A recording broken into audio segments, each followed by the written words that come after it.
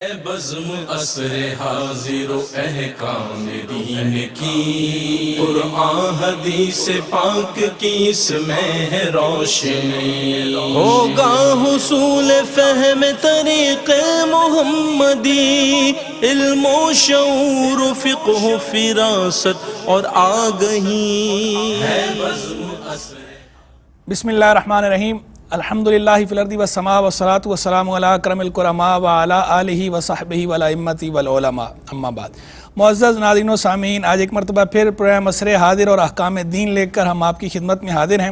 جیسا کہ آپ کو معلوم ہے کہ اس پروگرام میں ہر مرتبہ ہم ایک ٹاپک لے کر اس پہ گفتگو کرتے ہیں، پھر اس دوران آپ کی کالز کو بھی شامل کیا جاتا ہے، آپ کی کیوریز کو بھی ایڈریس کیا جاتا ہے، آپ کی کالز کو بھی انٹرٹین کیا جاتا ہے اور کتاب و سنت کی روشنی میں آپ کے سوالات کے جوابات دینے کی کوشش کی جاتی ہے۔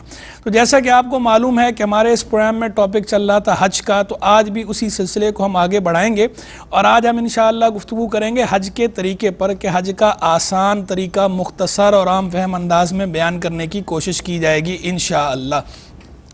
تو ناظرین، یہاں پہلے یہ بتاتا چلوں کہ ہمارا جو یہ پروگرام ہے عصر حاضر اور احکام دین، یہ پروگرام اس کی باقاعدہ پلے لسٹ بنی ہوئی ہے۔ اگر آپ پچھلے ایپیسوڈز دیکھنا چاہیں یا کوئی پروگرام مس ہو گیا ہو اسے دیکھنا چاہیں یا غور سے دوبارہ دیکھ کر سمجھنا چاہیں، غور سے سننا چاہیں، تو آپ ARYQ-TV کے آفیشیل یوٹیوب چینل پر جا کر عصر حاضر اور احکام دین کی پلے لسٹ میں جا کے پچھلے ایپیسوڈز بھی دیکھ سکتے ہیں۔ ہر پروگرام وہاں پر پلے لسٹ میں موجود ہوتا ہے۔ تو آج ہم گفتگو کریں گے انشاءاللہ، جیسا کہ آپ کو پتہ ہے ہمارا سلسلہ چل رہا ہے حج اور عمرے کے حوالے سے۔ تو حج کے بارے میں ہم نے پچھلے ایپیسوڈ میں بھی گفتگو کی تھی، اس سے پچھلے ایپیسوڈ میں بھی حج کے بارے میں گفتگو کی تھی۔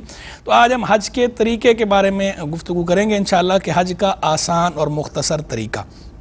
تو دیکھیں، پہلے تو یہ بات سمجھ لیں کہ 5 دن ہیں، 5 جگہیں ہیں اور ٹوٹل 7 کام ہیں۔ 5 دنوں میں 5 جگہوں پر 7 کام کرنے کا نام حج ہے۔ 5 دن کون کون سے ہیں؟ 8 ذوالحجہ، 9 ذوالحجہ، 10 ذوالحجہ، 11 ذوالحجہ، 12 ذوالحجہ۔ یہ 5 دن جو ہے یہ کہلاتے ہیں ایام حج۔ ان 5 ایام میں آپ نے 5 جگہوں پر جانا ہے، یعنی بیت اللہ، مسعی یعنی صفا مروہ جہاں سعی کی جاتی ہے، مسعی کہتے ہیں سعی کی جگہ کو، منا، عرفہ، مزدلفہ، یہ 5 مقام ہیں۔ 5 دن 5 مقام۔ 7 کام آپ نے کون سے کرنے ہیں؟ احرام باندھنا ہے، طواف کرنا ہے، سعی کرنی ہے، حلق یا قصر کرنا ہے، رمی کرنی ہے یعنی کنکریاں مارنی ہے، وقوف کرنا ہے، قربانی کرنی ہے۔ یہ 7 کام ہیں۔ تو اگر ان شارٹ بتایا جائے اختصار کے ساتھ آسان انداز میں تو وہ یہ ہے کہ حج ان 7 چیزوں کا نام ہے۔ 5 دنوں میں 5 جگہوں پر یہ 7 کام کرنا یہ حج کہلاتا ہے، انتہائی آسان۔ اب تھوڑی سی اس کی تفصیل عرض کرتا ہوں، اس طریقہ کار کی پروسیجر کی کیا ہے کہ دیکھیں، عام طور پر برصغیر پاک و ہند سے جو لوگ حج کے لیے جاتے ہیں تو یہ حج تمتع کرتے ہیں۔ جیسا کہ پچھلے ایپیسوڈ میں ہم نے یہ ذکر کیا تھا، پچھلے پروگرام میں تفصیل بتائی تھی حج کی قسموں کی کہ ایک حج قران ہوتا ہے، ایک حج تمتع ہوتا ہے، ایک حج افراد ہوتا ہے۔ حج تمتع ہم نے آپ کو بتایا تھا کہ جس میں عمرے کا احرام باندھ کے لوگ جاتے ہیں اور وہاں پر عمرہ کر کے احرام کھول دیتے ہیں، پھر ایام حج میں حج کا احرام باندھ کر حج کیا جاتا ہے، یہ کہلاتا ہے حج تمتع۔ تو جو برصغیر پاک و ہند کے لوگ ہیں، سب کانٹیننٹ کے لوگ ہیں، یہ عام طور پر حج تمتع کیا کرتے ہیں۔ جب آپ نے حج تمتع کرنا ہے تو آپ نے گھر سے جب جانا ہے، گھر سے آپ بہتر ہے کہ احرام باندھ کر، اس سے پہلے احرام باندھنے سے پہلے جو پہلی چیز جو ضروری چیز ہے کہ جب آپ حج کے لیے جا رہے ہوں تو بہتر ہے کہ آپ جو آپ کے قریبی لوگ ہیں جن سے آپ کا کسی بھی طرح کا تعلق رہا ہے ان سے مل کر معافی تلافی کر لیں، جو آپ کے حقوق ہیں وہ معاف کروا لیں۔ کوئی کسی کا حق آپ کے ذمے باقی ہو تو یا تو وہ ادا کر لیں یا اس سے معاف کروا لیں۔ یہی معاملہ قرض کا بھی ہے، دین کا بھی ہے کہ قرض واپس کر دیں یا اس سے معاف کروا لیں یا اس سے مہلت لے لیں۔ تو حقوق کی جو ہے وہ معافی تلافی بھی کروائیں۔ یہ کروانے کے بعد جب آپ نے جانا ہے تو جاتے ہوئے پہلے آپ احرام باندھیں گے۔ احرام جو ہے 2 بے سلی چادروں کو احرام کہا جاتا ہے مرد کے لیے، لیکن یہ مجازن احرام کہلاتی ہیں۔ احرام اصل میں چادروں کا نام نہیں ہے، بلکہ احرام اصل میں ایک خاص کیفیت اور حالت کا نام ہے۔ احرام کا معنی ہوتا ہے حرام کرنا، تو چونکہ اس خاص حالت میں کچھ حلال چیزیں بھی بندے کے لیے حرام ہو جاتی ہیں، اس لیے اسے احرام کہا جاتا ہے۔ اور مرد کو اس کے اندر چونکہ سلا ہوا لباس پہننا منع ہوتا ہے تو اس لیے مرد 2 بے سلی چادریں لیتا ہے۔ تو 2 بے سلی چادریں آپ لے لیں, گھر سے ہی احرام باندھ لیں, اچھی بات ہے. اور مکروہ وقت نہ ہو تو 2 رکعت نفل بھی پڑھ لیں, لیکن نیت ابھی آپ نہ کریں احرام کی, کیونکہ بعض اوقات ایسا ہوتا ہے کہ جب بندہ وہاں پہنچتا ہے تو فلائٹ جو ہے وہ ڈیلے ہوتی ہے اور کافی زیادہ ڈیلے ہوتی ہے, بعض اوقات تو کئی گھنٹے ڈیلے ہوتی ہے. کبھی ایسا ہوتا ہے کہ صبح کی فلائٹ تھی رات میں ملی, کبھی یہ ہے کہ فلائٹ جو ہے وہ اتنی ڈیلے ہے کہ اگلے دن فلائٹ مل رہی ہے, تو پھر وہ احرام کی پابندی جو ہے وہ شروع ہو جاتی ہے.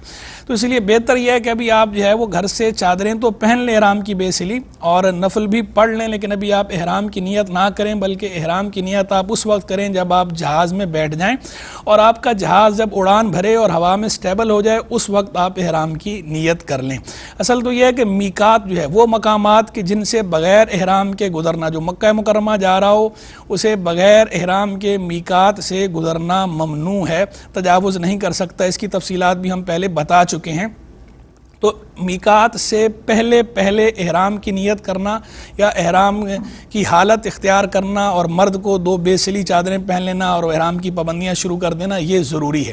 تو آپ جہاز کے اندر بھی کر لیں گے تو ہو جائے گا, اور بہتر یہ کہ جب جہاز اڑان بھرے اسی وقت کر لیں, کیونکہ بعض اوقات اس وقت لوگ نہیں کرتے, اب کھانا وغیرہ کھاتے ہیں, پھر اے سی بھی چل رہا ہوتا ہے تو نیند آتی ہے, خمار ہوتا ہے, آنکھ لگ جاتی ہے, اعلان تو ہوتا ہے لیکن پتہ نہیں چلتا. تو بہتر یہ کہ جب ہوا میں سٹیبل ہو جائے جہاز تو آپ اس میں بیٹھتے نیت کر لیں. ویسے پہلے بھی کر سکتے ہیں, گھر سے بھی نیت کر کے جا سکتے ہیں, کوئی ہارڈ اینڈ فاسٹ بات نہیں ہے, لیکن اصل بات یہ ہے کہ گھر سے نیت کرنے میں امکان ہوتا ہے کہ اگر فلائٹ ڈیلے ہے پابندیاں آپ پر ابھی سے لاگو ہو گئیں, پھر بعض اوقات فلائٹ پہ لوگ ملنے کے لیے آ جاتے ہیں اور وہ ہار وغیرہ پہنا دیتے ہیں پھولوں کے, اگر کسی نے پھولوں کا ہار پہنا دیا, گجرا پہنا دیا, احرام کی نیت آپ نے کی ہوئی تھی, احرام آپ نے لیا ہوا بھی تھا 2 بے سلی چادریں, تو اب ایسی صورت میں اس کی خوشبو وغیرہ لگانا منع ہوتا ہے, تو بعض صورتوں میں کفارہ بھی لازم ہو جاتا ہے. تو اس لیے بہتر یہ اگر آپ گھر سے نکلیں ہیں تو احرام تو بھلے لے لیں لیکن نیت آپ جہاز میں بیٹھ کر لیں. آپ نے نیت کر لی, جب جہاز آپ کا پہنچ گیا, جب جدہ پہنچا ہے, اگر آپ جدے جا رہے ہیں پھر وہاں جدے سے جو ہے وہ مکہ مکرمہ, اب اگر جو ہے وہ آپ تھکے ہوئے ہیں آرام کرنا چاہتے ہیں آرام کر لیں, اس میں جو ہے وہ کوئی حرج نہیں, کوئی کباہت نہیں, فوراً جا کے عمرہ کرنا ضروری نہیں ہے, لیکن بس وہ جو احرام کی پابندی ہیں ان کا لحاظ رکھنا بہرحال ضروری ہے. اب آپ جب حرم جائیں گے, حرم شریف جا کر آپ نے جو ہے وہ 4 کام کرنے ہیں. احرام عمرے کے 4 کام ہوتے ہیں, ایک جو ہے وہ احرام, دوسرا طواف, تیسرا سعی, چوتھا حلق یا قصر. ان میں سے ایک کام تو آپ پہلے سے کر چکے ہیں, یعنی احرام جو ہے وہ پہلے سے آپ نے باندھا ہوا ہے اور پہلے سے احرام کی حالت میں آپ ہیں. دوسرا کام آپ نے کرنا ہے طواف. کعبہ مشرفہ جب آپ جائیں گے, کعبہ مشرفہ کے سامنے جا کر جب حجر اسود سے تھوڑی الٹی سے جانب آپ کھڑے ہو کر پہلے جو ہے وہ نیت کر لیں طواف کی. نیت کرنے کے بعد اب آپ جو ہے وہ حجر اسود کی سیدھ میں جب کھڑے ہوں گے تو آپ دونوں ہاتھ کانوں تک اٹھائیں, کانوں تک اٹھا کر کہیں بسم اللہ والحمد للہ واللہ اکبر والصلاۃ والسلام علی رسول اللہ, اور یہ کہہ کر آپ استلام کر لیں. استلام کا مطلب یہ ہوتا ہے کہ حجر اسود کو بوسہ دینا یا بوسے کا اشارہ کرنا. چونکہ رش زیادہ ہوتا ہے اور زیادہ رش میں جو ہے وہ بوسہ دینا ممکن بھی نہیں بغیر جو ہے وہ گناہ میں مبتلا ہوئے. دھکم پیل میں اگر آپ جائیں گے تو جو ہے وہ دوسروں کو دھکا دینا, وہ بھی اس مقام پر, تو جائز ہی نہیں ہے. تو اگر رش نہ ہو اور کسی قسم کی اور کوئی قباحت نہ ہو تو پھر تو افضل اولا یہی ہے کہ اس کو براہ راست بوسہ دیا جائے. لیکن جیسا آج کل کے حالات ہیں, کنڈیشن ہیں, رش بہت زیادہ ہوتا ہے, تو ایسے میں آپ دور سے ہی بس استلام کر لیں, یعنی بوسے کا اشارہ کر لیں, ہاتھ اٹھا کے ایسے آپ جو ہے وہ ہاتھوں کو بوسہ دے دیں, استلام کر لیا. اب آپ نے جو ہے کعبہ مشرفہ کا طواف شروع کر دینا, حجر اسود سے شروع ہوگا. آپ نے یہ خیال رکھنا ہے کہ آپ کا سینہ یا آپ کی پیٹھ یہ جو کعبہ مشرفہ کی طرف نہیں ہونی چاہیے. اب آپ شروع کریں گے اور الٹے ہاتھ پہ کعبہ مشرفہ کو آپ نے رکھ کے اپنے الٹے ہاتھ پہ کعبہ مشرفہ کو رکھیں گے اور طواف شروع کریں گے. جب آپ دوبارہ حجر اسود پر آ کر پہنچیں گے تو یوں آپ کا یہ 1 چکر مکمل ہو جائے گا. یہ 1 چکر مکمل ہے, اس میں پھر آپ نے استلام کرنا ہے, اور اس طرح 7 چکر جب آپ مکمل کریں گے تو یہ آپ کا 1 طواف ہو جائے گا. ہر چکر پورا کرنے کے بعد آپ نے استلام کرنا ہوتا ہے, یعنی طواف میں چکر جو ہے وہ 7 کاٹنے ہیں اور استلام کتنے کرنے ہیں 8, کیونکہ شروع بھی استلام سے ہوا تھا, اختتام بھی استلام پر ہوگا, تو 8 دفعہ آپ نے استلام کرنا ہے. اب یہ آپ نے طواف کر لیا ہے, طواف آپ کا ادا ہو گیا. اب طواف کر لیا تو طواف کے بعد 2 رکعت نفل پڑھنا واجب ہوتا ہے. تو اگر آپ مکروہ وقت نہیں ہے تو مقام ابراہیم کے پاس آپ 2 رکعت نفل پڑھ لیں, اور مقام ابراہیم کے پاس رش ہو, بھیڑ ہو, وہاں پڑھنا جو ہے وہ ایزیلی پاسبل نہ ہو تو پھر حرم میں جہاں بھی جگہ ملے وہاں پڑھ لیں. اور اگر ابھی مکروہ وقت ہے تو پھر بعد میں غیر مکروہ وقت میں حرم میں کسی بھی جگہ وہ آپ نوافل ادا کر سکتے ہیں. نوافل ادا کرنے ہیں, پھر آپ نے زمزم شریف پینا ہے. زمزم شریف پینے کے بعد اب آپ آ جائیے صحیح کے لیے مسعی کی طرف. یہاں آپ آئیں گے صفا پر آئیں گے, آ کر پھر یہاں اسی طرح نیت کرنی ہے, صحیح کی دعا مانگنی ہے, اور اس کے بعد آپ جو ہے وہ چکر جو پہلا کاٹیں گے وہ صفا سے لے کر مروہ تک یہ ایک چکر, پھر مروہ سے صفا تک دوسرا چکر, یوں اس طرح آپ نے 7 چکر کاٹنے ہیں. تو اس طرح آپ کی یہ صحیح بھی ادا ہو جائے گی, پوری ہو جائے گی. اس صحیح کے اندر جو ہے وہ 2 کہلاتا ہے میلین اخضرین, یعنی سبز رنگ کی لائٹس انہوں نے وہاں لگا رکھی ہوتی ہیں. اس مقام پر مردوں کو دوڑنا ہوتا ہے, خواتین وہاں آرام سے گزریں گی, مرد جو ہے وہاں پر دوڑیں گے. تو یہ جب صحیح اور صرف میلین اخضرین اس جو جگہ ہے اتنی حصہ جو ہے اس میں آپ نے دوڑنا ہے, باقی آپ نے چلنا ہے آرام سے. جب صحیح آپ کی پوری ہو جائے گی تو اس کے بعد اب آپ نے کرنا ہے حلق یا قصر, جس کی وجہ سے آپ احرام کی پابندیوں سے باہر ہوں گے.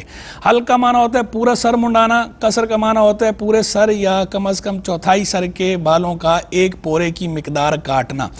مرد کو آپشن ہے حلق بھی کرا سکتا ہے, قصر بھی کرا سکتا ہے, لیکن افضل اولا یہ ہے کہ مرد حلق کرائے, کیونکہ حضور جان عالم صلی اللہ تعالی علیہ وآلہ وسلم نے بھی حلق کروایا تھا, اور آپ نے حلق کروانے والوں کے لیے 3 بار دعائے رحمت فرمائی تھی, قصر کروانے والوں کے لیے 1 بار دعائے رحمت فرمائی تھی.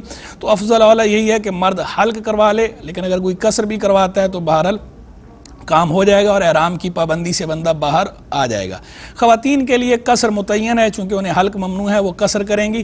اور قصر کے لیے جو ہے وہ آسان طریقہ یہ ہے کہ اس طرح اپنی چٹیا پیچھے سے پکڑ کر پوری وہ اس کو انگلی کے گرد اس طرح رول کر لیں, اور جو بال 1 پورے سے تھوڑے زائد بال احتیاطاً کاٹ لیں, تاکہ کسی قسم کی کنفیوژن نہ رہے, ابہام نہ رہے. اس طرح جب یہ حلق یا قصر ہو جائے گا تو اب آپ عمرے احرام کی پابندی سے باہر آ گئے. اب آپ کا عمرہ جو ہے وہ ادا ہو گیا, کیونکہ عمرے کے اندر 4 کام تھے, احرام, طواف, سعی, حلق یا قصر. چاروں کام آپ نے ادا کر لیے, آپ کا عمرہ ادا ہو گیا, احرام کھل گیا. اب اس کے بعد کیا کرنا ہے وہ انشاءاللہ میں بریک کے بعد عرض کرتا ہوں. مختصر سا بریک ہے, امید کرتے ہیں آپ ہمارے ساتھ رہیں گے. ناظرین ویلکم بیک, خوش آمدید کہتے ہیں. بریک پر جانے سے پہلے ہم آپ کو عمرے اور حج کا جو ہے وہ آسان طریقہ عرض کر رہے تھے. عمرے کا طریقہ ہم نے بتا دیا تھا, اب ہم حج کا طریقہ جو ہے بیان کریں گے. اس سے پہلے شاید ہمارے ساتھ کالر ہیں, کال شامل کرتے ہیں. کالر ہیں ہمارے ساتھ. السلام علیکم ورحمۃ اللہ. السلام علیکم. وعلیکم السلام. السلام علیکم. ہیلو, آواز آ رہی ہے؟ السلام علیکم. آواز آ رہی ہے؟ ہیلو, تھوڑا آواز بڑھائیے ان کی. آ رہی ہے جی, مجھے تو آواز آپ کی آ رہی ہے جی. السلام علیکم, جی فرمائیے.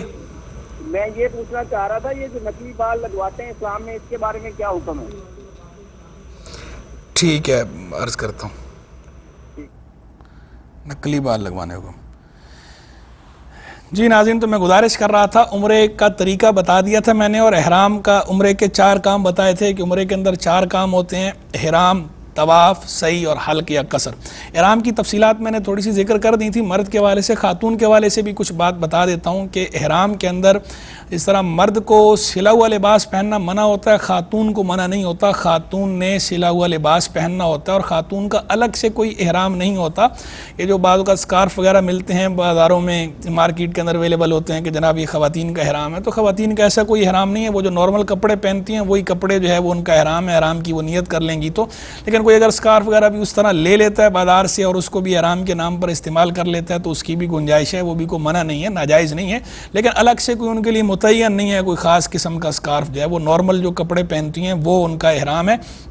سر بھی خواتین ڈھانپیں گی, بس خواتین کو اس کے اندر چہرہ نہیں چھپانا. مرد کو سر چھپانے کی اجازت بھی نہیں ہے اور چہرہ چھپانے کی اجازت بھی نہیں ہے. مرد سر بھی کھلا رکھے گا, چہرہ بھی کھلا رکھے گا احرام میں, جبکہ خاتون صرف چہرہ کھلا رکھے گی, سر بہرحال وہ ڈھانپے گی. چہرہ جس طرح وضو کے اندر چہرے کا جتنا حصہ دھونا فرض ہے لازم ہے, اتنا حصہ چہرے کا احرام میں کھلا رکھنا خاتون کے لیے ضروری ہے. اور اگر پردہ وغیرہ کرنا چاہیں تو اس کے لیے اگر کوئی خاتون, ویسے تو پہلی بات تو یہ ہے کہ اللہ اور اللہ کے رسول علیہ السلام نے یہاں پر رخصت دی ہے, اجازت دی ہے, تو اس میں زیادہ کانشیس ہونے کی ضرورت نہیں ہے. آپ کو رخصت دی گئی, آپ اویل کریں, اور مردوں کو حکم ہے نگاہیں نیچی رکھنے کو, اپنی نگاہیں نیچی رکھیں. رہ گئی بات یہ کہ اگر پھر بھی کوئی خاتون جو ہے وہ اپنا پردہ برقرار رکھنا چاہتی ہے تو پھر کوئی پنکھا لے لیں, کوئی گتا لے لیں, کوئی ایسی چیز لے لیں جس سے آڑ کر لیں, لیکن چہرے سے مس نہیں ہونی چاہیے کوئی چیز. باقی جو پی کیپ وغیرہ ملتی ہے وہ آگے سے اس کے آگے پردہ سا لگا ہوتا ہے, لٹکا ہوتا ہے, تو وہ بھی لگایا جا سکتا ہے, لیکن اس میں ایک اندیشہ یہ ہوتا ہے کہ بعض اوقات हवा वगैरह चलती है तो हवा से वो चेहरे पे लगता है, और कभी खुद भी ख़वातीन ऐसे करती हैं तो वो चेहरे पे मस होता रहता है। तो फिर उसकी ये एहतियात मलूज़ रखना बहरहाल ज़रूरी है कि वो बाज़ सूरतों में उसमें कफ़ारा भी हो जाता है अगर इस तरह चेहरे के साथ मुस्तकिल लगा हुआ हो। तो इसलिए बेहतर ये है कि आप जो है वो किसी गत्ते वगैरह से आड़ करना चाहें, पंखे से आड़ करना चाहें तो आड़ कर लें, बाकी चेहरा जो है वो आपने खुला रखना है, ये खातून के लिए। बाकी जूते वगैरह के अंदर भी ख़वातीन के लिए कोई जूते की पाबंदी नहीं है, किसी भी तरह का जूता पहन सकती हैं। मर्दों को बहरहाल ऐसा जूता पहनना मना है कि जिससे वस्ते कदम की हड्डी जो है वो छुपती हो, जो उभरी हुई हड्डी होती है दरमियान कदम में, कदम के दरमियान में, इसे मर्द नहीं छुपा सकता एहराम में।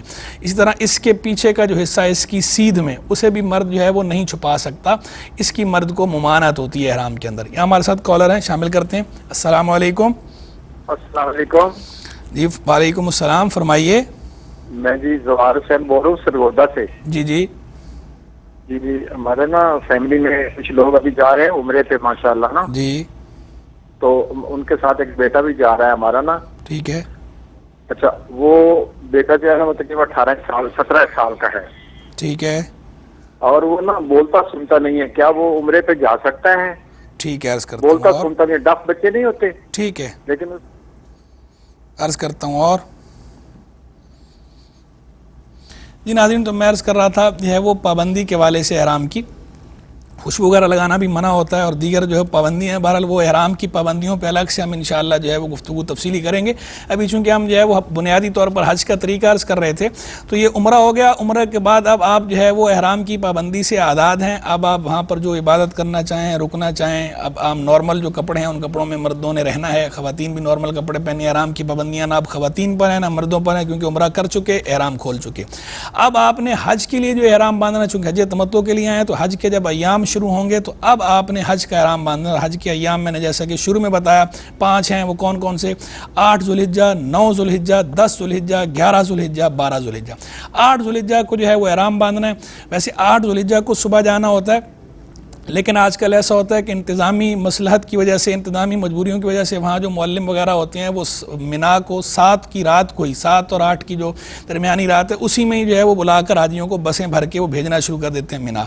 तो अगर इंतज़ामी मजबूरी की वजह से जो है वो इस तरह हो रहा है तो ठीक है, इसमें फिर रुख्सत है, गुंजाइश है। लेकिन अगर आप ज़्यादा लोग हैं, ज़्यादा तादाद में हैं और अगर अपने मुअल्लिम से बात करेंगे, अगर एक बस की तादाद आपके पास है तो फिर वो बाज़ औक़ात रोक भी देते हैं, तो आप रुक भी सकते हैं, वो आपको सुबह ले जाएंगे। तो जब आपने 8 ज़ुल्हिज्जा को अब जब एहराम बांधना है हज का, हज की नीयत से एहराम बांधना है, ये एहराम बांधने के बाद अब आप रवाना होंगे मिना के लिए 8 की सुबह में।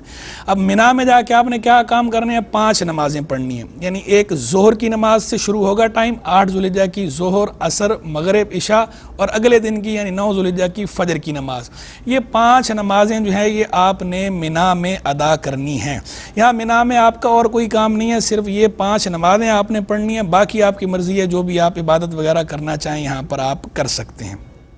ये करने के बाद अब आपने 9 ज़ुल्हिज्जा जो है, जो मेन हज का दिन है, मेन दिन शुमार होता है, इसमें आपने जाना है मैदान अराफात। वहाँ पर आपने वकूफ़ अराफा करना है, जो हज का रुकन आज़म है।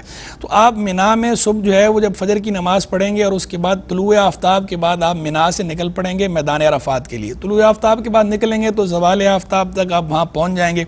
तो ज़वाल आफ्ताब के बाद आप वहाँ अराफात के मैदान में वकूफ़ करेंगे और आप रुकेंगे वहाँ पर गुरूब आफ्ताब तक मैदान अराफात में। ये जो मैदान अराफात का वकूफ़ करना है ये फ़र्ज़ है और ये हज का रुकन आज़म है। और ये ज़वाल 9 ज़ुल्हिज्जा की ज़वाल आफ्ताब से लेकर अगले दिन सुबह सादिक से पहले पहले तक, तुलुए सुबह से पहले पहले तक, इसके अंदर कोई भी अगर वकूफ़ कर लेता है तो हज का रुकन आज़म अदा हो गया, फ़र्ज़ अदा हो गया। लेकिन बेहतर ये है और वाजिब ये है कि जब ज़वाल आफ्ताब के बाद आप पहुँच गए मैदान अराफात में तो अब गुरूब आफ्ताब तक वहाँ रुकना ज़रूरी है, वहाँ आप ठहरेंगे। और वहाँ पर आपने करना क्या है? एक तो आपने नमाज़ पढ़नी है ज़ोहर और असर की, दूसरा आपने दुआ करनी है। ज़ोहर और असर की नमाज़ में यह है कि जो लोग मस्जिद नमीरा के अंदर मौजूद हों और वहाँ पर इमाम अगर मुकीम है, मुकीम इमाम नमाज़ पढ़ा रहा है, उसके पीछे अगर वो नमाज़ पढ़ रहे हैं तो फिर जमा बैना सलातैन होगी, यानी ज़ोहर की नमाज़ और असर की नमाज़ मिलाकर पढ़ी जाएगी। और अगर कोई अपने खैमों में अलग अलग जो है वो नमाज़ पढ़ रहा है, इमाम के पीछे नहीं पढ़ रहा, तो ऐसी सूरत में अपने अपने वक्त में ज़ोहर की नमाज़ अपने वक्त में पढ़ी जाएगी, असर की नमाज़ अपने वक्त में पढ़ी जाएगी। अकेले भी पढ़ सकते हैं, जमात कराना चाहें तो ख़ुद जमात भी करा सकते हैं। نماز پڑھنی ہے، نماز کے علاوہ کیا کرنا ہے؟ نماز کے علاوہ آپ نے وہاں پر زیادہ سے زیادہ دعا اور مناجات میں وقت گزارنا ہے، اللہ کا ذکر کریں، مناجات کریں، اللہ تبارک و تعالیٰ سے اپنے گناہوں کی معافی مانگیں، گریہ وزاری کریں، رقت کا مظاہرہ کریں کہ یہ مقام ہے، یہ رونے کا مقام ہے، یہاں روئیں، اپنے گناہوں کو یاد کر کے روئیں، اللہ سے معافی مانگیں، توبہ کریں، اللہ کے حضور استغفار کریں، کبھی انفرادی دعا مانگیں، کبھی اجتماعی دعا میں شریک ہو جائیں، کبھی خود دعا مانگیں، کبھی دوسرے مسلمانوں کی جو اجتماعی دعا ہو رہی ہے اس میں شریک ہو جائیں، یعنی ان مسلمانوں کی اجتماعی دعاؤں کی برکت بھی ضرور حاصل کریں۔ تو یہ غروب آفتاب تک آپ نے وہاں رہنا ہے اور اس طرح دعاؤں کے اندر آپ نے وہاں یہ وقت گزارنا ہے۔ کچھ لوگ وہاں پر بھی بے صبری کا مظاہرہ کرتے ہیں، یہ ایک دوسرے کو دیکھ کر جو ہے وہ تبصرے وغیرہ کرتے ہیں، تو دیکھیں یہ مقام دوسروں کے معاملات دیکھنے کا نہیں ہے، یہ وقت دوسروں کی برائیاں دیکھنے کا نہیں ہے، یہاں آپ آئے ہیں اپنے گناہ معاف کروانے کے لیے۔ تو اب یہاں پر بس اللہ سے لو لگائیں، دوسروں کو چھوڑیں، وہ سب اللہ کی مخلوق ہے، جو جیسے کر رہا ہے اسے اس کے حال پہ چھوڑیں اور آپ اپنا معاملہ سیدھا کریں۔ الا یہ کہ اگر آپ کے ساتھ کچھ ایسے لوگ ہیں جن کی تربیت آپ نے کرنی ہے، آپ پر ضروری ہے، انہیں تربیت کے لیے آپ چیزیں سمجھا رہے ہیں تو پہلے سے گائیڈ کر دیں، اور اگر اس وقت ضروری ہو جائے کسی کو سمجھانا کوئی بات تو طریقے سے دائرے کے اندر رہ کر سمجھا دیں۔ لیکن ویسے جو بعض لوگوں کو عادت ہوتی ہے ہمارے کہ وہ دوسروں کو دیکھتے ہیں اور دیکھ کر تبصرے کرتے ہیں، وہاں مقدس مقامات پہ بھی دوسروں کو دیکھ دیکھ کے تبصرے کرتے رہتے ہیں، ان کو دیکھو یہ ایسے کر رہے ہیں، وہ ایسے کر رہے ہیں، وہ ایسے کر رہے ہیں، تو یہ مقام دوسروں پہ تبصرے کرنے کا نہیں ہے۔ اللہ سے لو لگائیں، یہاں بھی اللہ سے لو نہیں لگائیں گے، یہاں بھی مخلوق کے پیچھے لگے رہیں گے تو خالق سے کب جڑیں گے؟ آپ حج کے لیے آئے ہیں، اتنا خرچہ کر کے یہاں آئے ہیں اور یہ خاص وہ مقام ہے اور یہاں رحمتیں نازل ہونی ہیں اور یہاں پر آپ نے دعائیں مانگنی ہے، گریہ وزاری کرنا ہے، وہ کام چھوڑ کے آپ دوسروں کو دیکھے جا رہے ہیں، دوسروں کی طاق میں ہیں، ان کی برائیاں کر رہے ہیں، تو اچھی بات نہیں ہے۔ یہاں تو یہ اور زیادہ جرم ہے، بڑا جرم ہے، تو یہاں خوب احتیاط کریں اور کسی کی ٹو میں نہ لگیں، نہ کسی کو برا بھلا کہیں، بس اپنا یہاں پر معاملہ سیدھا کریں، اللہ سے رب سے اپنا معاملہ صاف کرنے کی کوشش کریں۔ غروب آفتاب تک آپ نے یہاں رہنا ہے۔ اس کے بعد غروب آفتاب کے بعد آپ نے نماز نہیں پڑھنی مغرب کی، یہاں سے اب آپ روانہ ہو جائیں گے مزدلفہ کے لیے۔ تو جب مزدلفہ پہنچیں گے، مزدلفہ پہنچ کر یہاں مغرب اور عشاء دونوں نمازیں اکٹھی پڑھنی ہیں، جمع بین الصلاتین کرنی ہیں، چاہے جماعت سے پڑھیں چاہے اکیلے پڑھیں، چاہے اس میں کوئی کسی قسم کی شرط نہیں ہے، یہاں بس آپ دونوں نمازیں ملا کر پڑھیں گے۔ مغرب آپ پڑھیں گے، پہلے مغرب کے فرض پڑھیں گے، اس کے بعد پھر عشاء کے فرض پڑھیں گے، پھر آپ جو ہے مغرب کی سنت اور نفل پڑھیں گے، پھر عشاء کی سنت، نفل، وتر اور نفل یوں پڑھیں گے نماز، یعنی مغرب اور عشاء کے جو فرض ہیں ان کے بیچ میں کوئی فصل آپ نے نہیں کرنا، ملا کر پڑھنی ہے۔ تو یہ جب آپ وہاں مزدلفہ میں کریں گے، اس کے بعد اب یہ مزدلفہ کی رات آپ نے یہاں مزدلفہ میں گزارنی ہے۔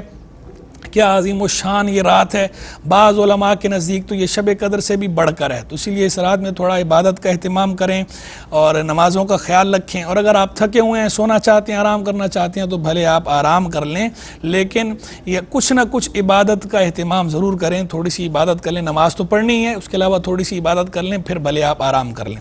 تو یہی مزدلفہ سے ہی آپ نے کنکریاں چننی ہیں شیطانوں کو مارنے کے لیے، تو کنکریاں بہت زیادہ بڑی نہ ہوں، چنے کے دانے کے برابر ہوں یا کھجور کی گٹھلی کے برابر ہوں، اس طرح کی کنکریاں چن لیں۔ آپ نے 49 کنکریاں کم از کم چننی ہیں، 70 چن لیں، زیادہ چن لیں، کوئی کنکری ضائع ہو جائے تو آپ کے پاس اضافی موجود ہو، کسی قسم کی دقت وہاں پر پھر نہ ہو، زیادہ چن لیں بہتر، لیکن کم از کم 49 کنکریاں آپ نے چننی ہیں۔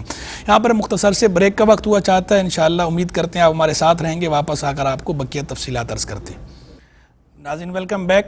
بریک پر جانے سے پہلے ہم عرض کر رہے تھے، آپ کو مزدلفہ جانے کے بارے میں بتایا تھا اور مزدلفہ کے اندر کنکریاں چننی تھیں، تو بتایا کہ مزدلفہ میں جب آپ نے نمازیں وغیرہ بھی پڑھنی ہے، مغرب اور عشاء دونوں ملا کر پڑھنی ہے، اور وہاں مزدلفہ میں آپ نے شیطانوں کو مارنے کے لیے کنکریاں بھی چننی ہیں۔ کنکریاں چن لیں، اب آپ یہاں مزدلفہ میں رات آپ نے گزارنی ہے اور صبح جو ہے وہ فجر کی نماز جو ہے وہ آپ نے اول وقت میں یہاں پڑھ لینی ہے۔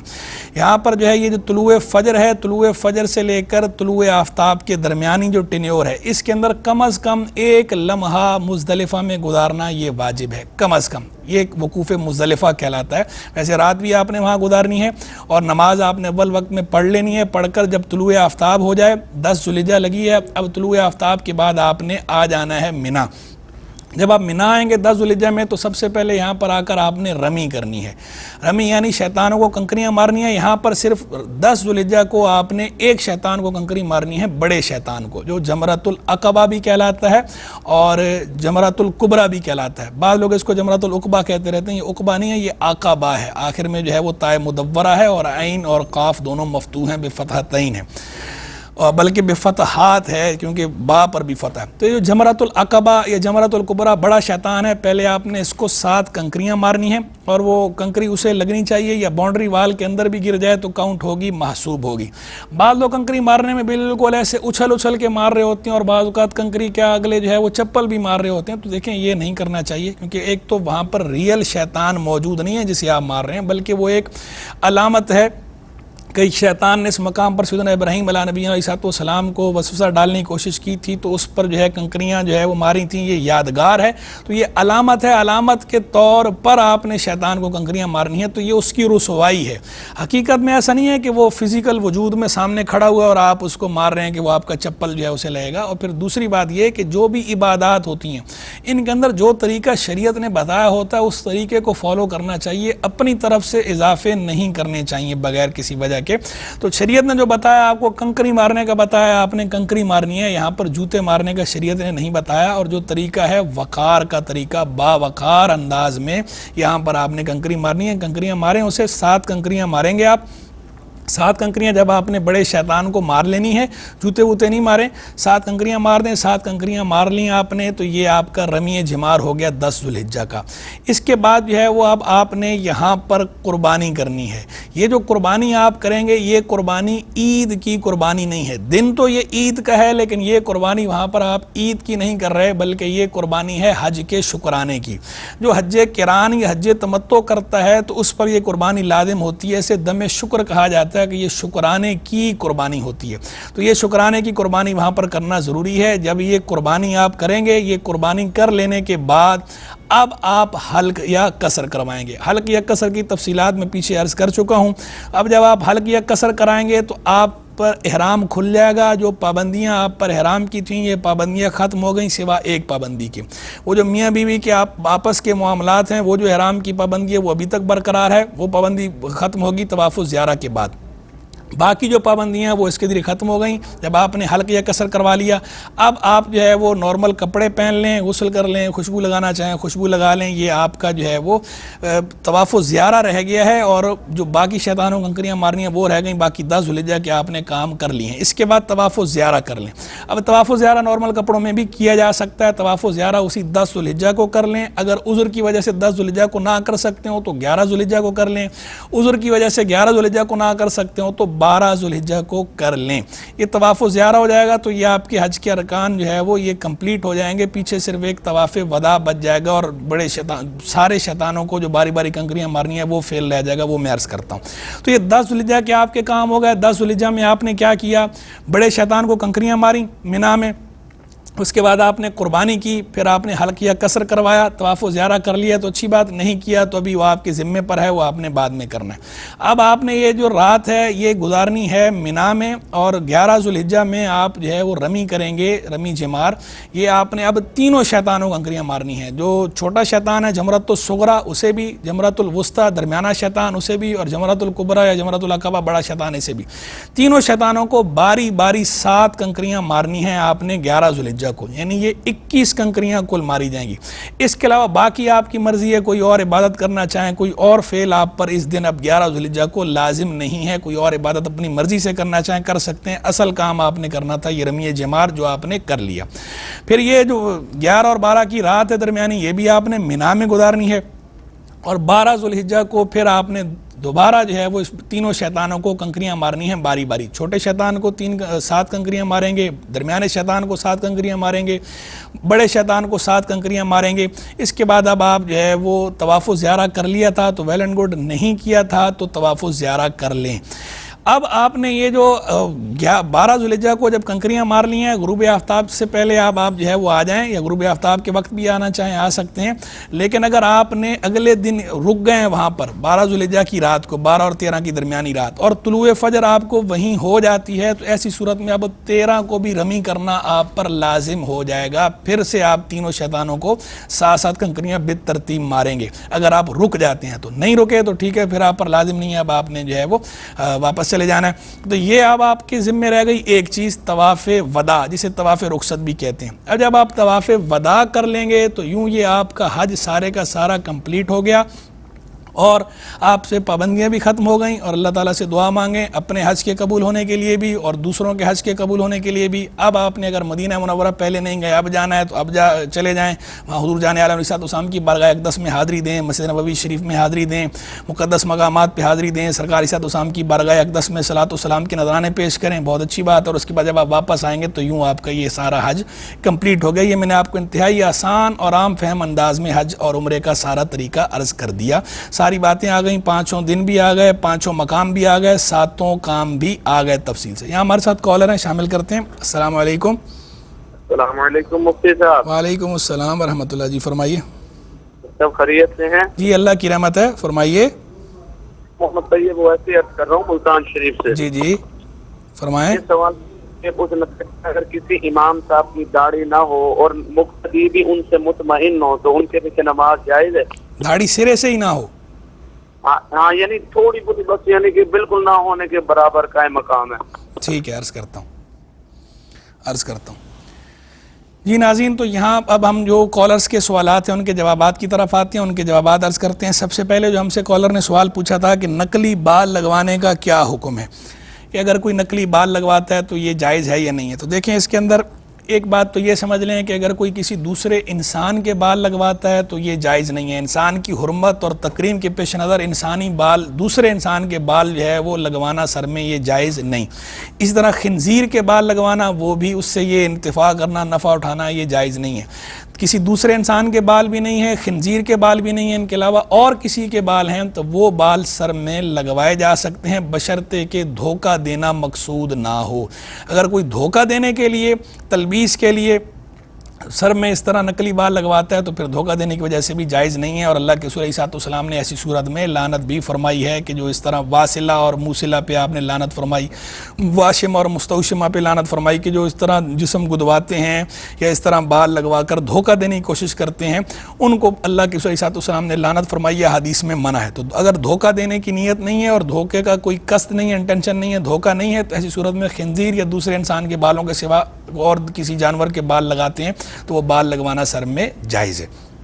پھر جو ہے وہ ایک بھائی نے سوال پوچھا کہ میرا بیٹا ہے 17 یا 18 سال کا، تو ہماری جو فیملی ہے، ریلیٹیوز ہیں، وہ جا رہے ہیں عمرے پہ، تو یہ ڈیف ہے، اسپیشل بچہ، یہ بھی ان کے ساتھ عمرے پہ جا رہا ہے، تو اس کا جانا کیسا ہے؟ چلا جائے، اچھی بات ہے. وہاں اگر جا رہا ہے عمرے پر اور مقدس مقامات پہ جا رہا ہے، وہاں کی حاضری ہے، تو اس میں کوئی حرج نہیں.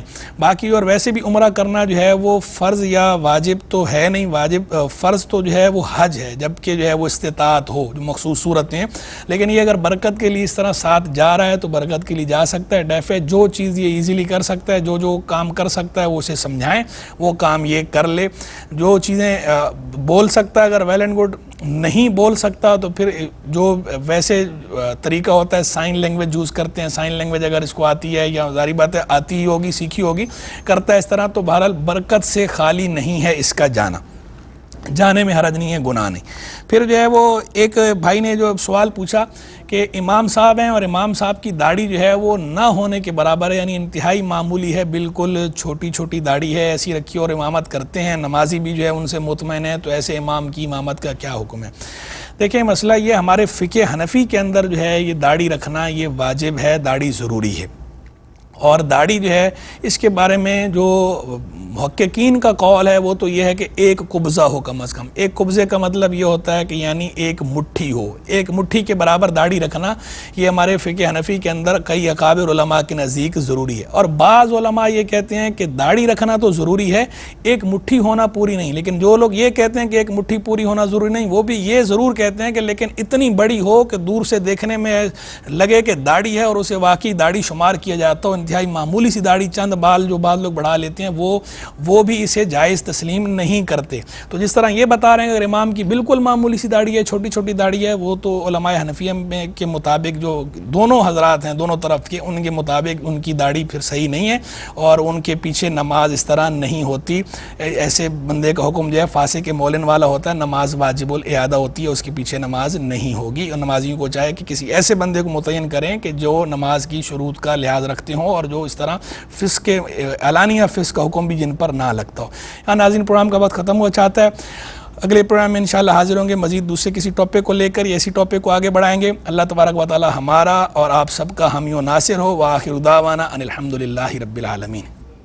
ہے بزم عصر حاضر و احکام دین کی، قرآن حدیث پاک کی اس میں ہے روشنی، ہوگا حصول فہم طریق محمدی، علم و شعور فقہ فراست اور آگہی، ہے بزم عصر حاضر و احکام دین کی، قرآن حدیث پاک کی اس میں ہے روشنی۔